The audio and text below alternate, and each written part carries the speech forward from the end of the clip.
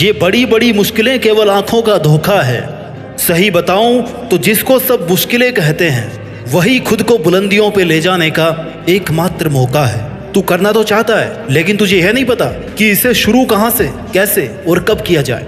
कैसे इतनी हिम्मत जुटाई जाए कि तू उस काम को शुरू कर दे।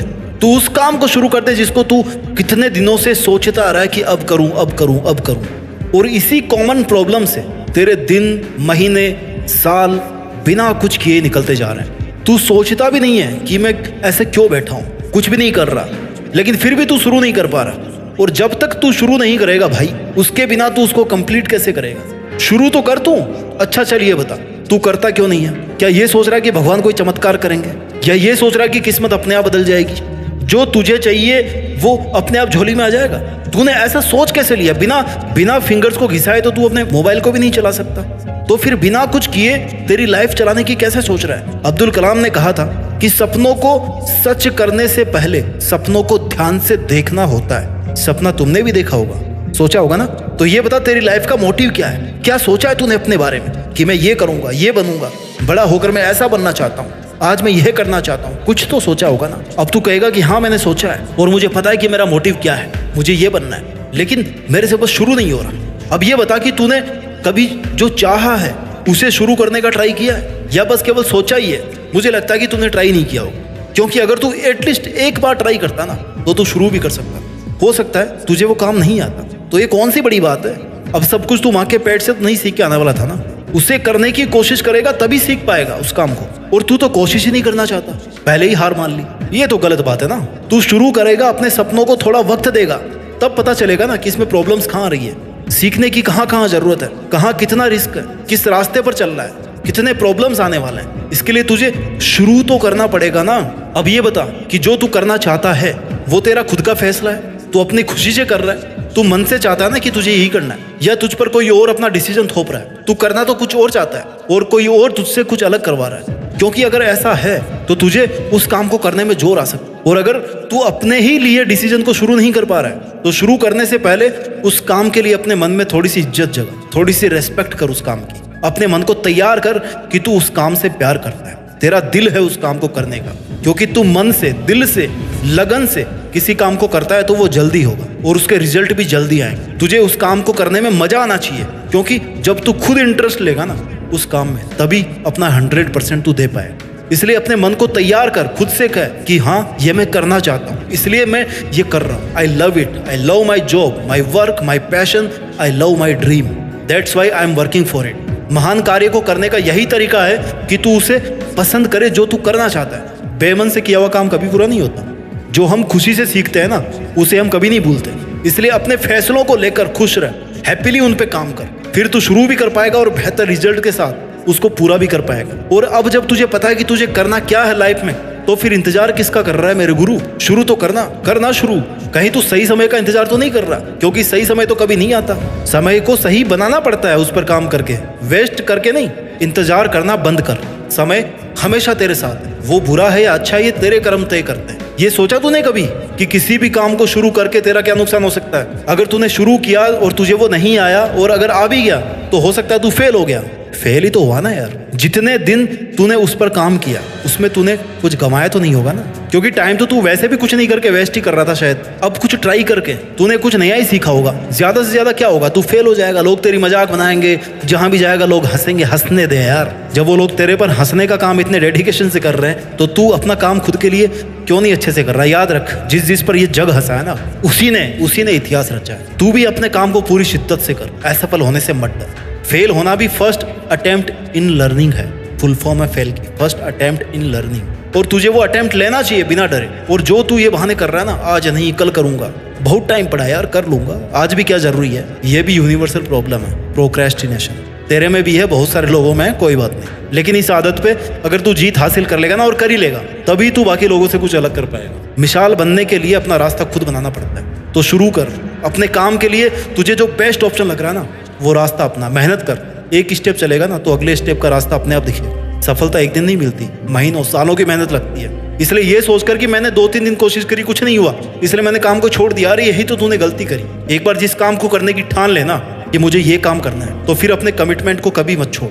हो सकता है थोड़ा वक्त और लग जाए, लेकिन उसको फिनिश कर। यदि मंजिल ना मिले तो रास्ता बदल, तरीका बदल, इरादा मत बदल। कमिटमेंट पर बने रहने के लिए तुझे क्या करना है ये मैं बताता हूँ। खुद से सवाल पूछो, व्हाई, क्यों। इसके लिए तुझे ये पता करना है कि तू खुद से बहाने क्यों करता आ रहा है, क्यों किसी काम को इनिशिएट नहीं कर पा रहा। इसके लिए तुझे खुद से तब तक रिपीटेडली सवाल पूछने हैं जब तक तुझे तेरी प्रॉब्लम का पता ना चल जाए। जैसे तू ये बहानेबाजी क्यों कर रहा है, अपने हर काम को कल पर क्यों छोड़ रहा है, क्यों उस काम को करने से दूर रहता है। जब तुझे खुद से जवाब मिलेगा ना कि मैं इस काम को 100% परफेक्शन के साथ करना चाहता हूँ, इसलिए मुझे डर लगता है, मैं डरता हूँ लोग क्या कहेंगे अगर मैं फेल हो गया, इसलिए नहीं कर पाता। अब मेरी सुन, तुझे 100% परफेक्शन चाहिए ना।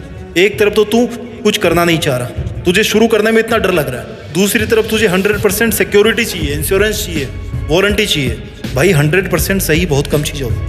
Nothing is perfect, nothing is perfect. हम जो सोचते हैं उसका 60% भी अगर सही या कंप्लीट हो जाए ना तो वो अपने हिसाब से परफेक्ट मान लेना। बाकी बचा खुचा परफेक्शन प्रैक्टिस से आएगा यार, ठीक है। जरूरी है क्या कि एक ही दिन में 100% परफेक्ट बनना है? प्रैक्टिस करो, उस पर काम करो, लगातार करते रहो। धीरे धीरे समझ अच्छी होती जाएगी, पकड़ अच्छी होती जाएगी, तभी तो रिजल्ट मिलना शुरू होंगे। और इसका मतलब ये तो नहीं है ना कि बस शुरू ही नहीं करना चाहिए, आज शुरू किया और हमें आज ही 100% चाहिए, ऐसा नहीं होता मेरे भाई। In real there is no perfection. You are not a machine, you are a human being. So don't try to be perfect, just start with imperfections and learn. तू अपना इरादा, कमिटमेंट, खुद से प्रॉमिस 100% वाला रखना यार। 100% रिजल्ट की क्यों सोचता है, 100% वाली मेहनत कर। जिसने भी खुद को खर्च किया है दुनिया ने उसी को गूगल पर सर्च किया। सवाल नंबर 2, अपने आप से पूछ, हाउ, कैसे।